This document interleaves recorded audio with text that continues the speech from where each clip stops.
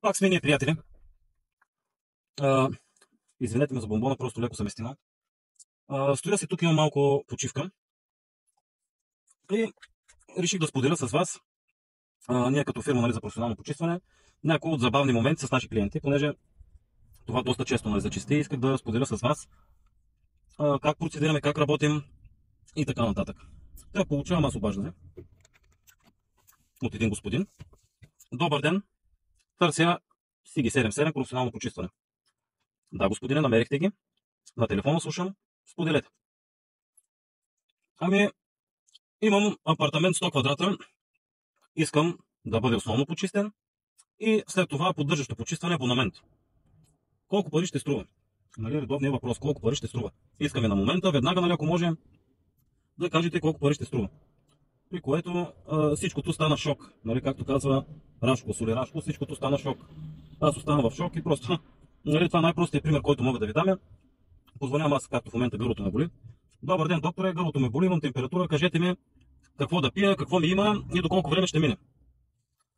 Доктора, нали, ако звънна по този начин на моя доктор, най-вероятно ще ми затвори телефона и ще ме блокира дори. Как процедираме ние, приятели?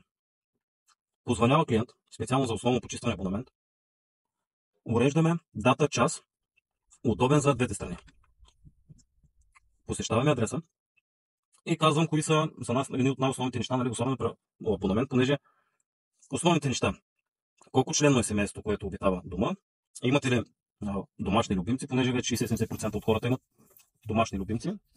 Те така имат едно допълнително, нали, замърсяват дома. Колко санитарни помещения има жилището, понеже има жилища с по 2, 3, 4 и така нататък санитарни помещения. Тераси имате ли? Искате ли терасата редовно да бъде почиствана? Кухнята. Искате ли уреди в кухнята всеки път да бъдат почиствани? Понеже има домакини, които използват масово фурни, нали, печки, котлани и тем подобни. Има домакини, които я пускат веднъж в месеца. Това е много важно за нас. Всичко се формира в една оферта от наша страна. В 3, 4, 5, максимум 3 работни дни.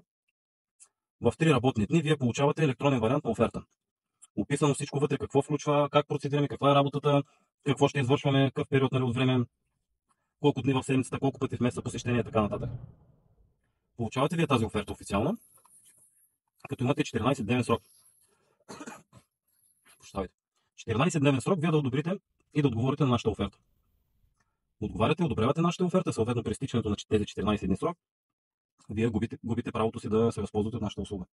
Стискаме ръце, одобрявате, подписваме евентуално договор, с който с 1 месец предизвестие, ако решите, нали, да не се възползвате от нашата услуга.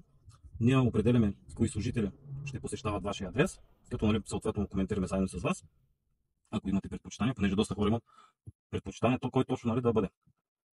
И действаме. Това е процеса, при който, нали, нормалният процес с оглед. Разберете, приятели, че няма как да дадем каквато и да е услуга или обективна цена по телефон без оглед.